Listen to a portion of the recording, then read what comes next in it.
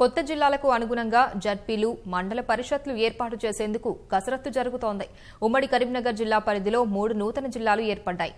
కొన్ని మండలాలు ఇతర జిల్లాల్లోకి వెళ్లాయి. వీటికి అనుగుణంగా 3 కొత్త జిల్లా పరిషత్లు, 18 మండల పరిషత్లు ఏర్పడనున్నాయి. ఉమ్మడి కరీంనగర్ జిల్లా పరిషత్ 7 జిల్లాలుగా విభజనకు గురైంది. స్థానిక సంస్థల ఎన్నికలు జరగనున్న నేపథ్యంలో కొత్త జిల్లాలకు అనుగుణంగా కొత్త జిల్లా పరిషత్లు ఆవిర్భవించబోతున్నాయి. జగిత్యాల, పెద్దపల్లి, రాజన్న సిరిసిల్లలు కొత్త జిల్లా పరిషత్లుగా మారబోతున్నాయి.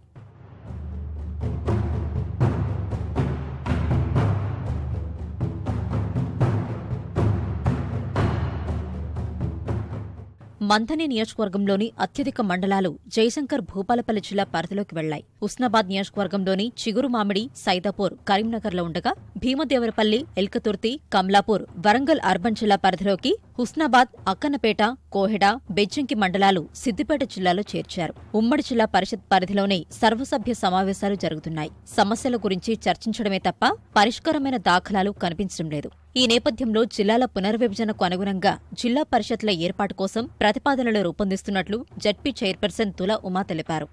ఖచ్చితంగా జిల్లా పరిషత్ కూడా విడిపోయి ఏ జిల్లాకు ఆ జిల్లాలో జరుగుతున్నటువంటి ఎంపీటీసీ, జెడ్పీటీసీ ఎన్నికలు కూడా జరగబోతున్నాయి. జిల్లాల వారీగానే బైఫర్కేషన్ ఏ పద్ధతిలో అయితే చేయాలో ఆ పద్ధతిలో గైడ్లైన్స్ కూడా ప్రభుత్వం నుంచి వచ్చింది.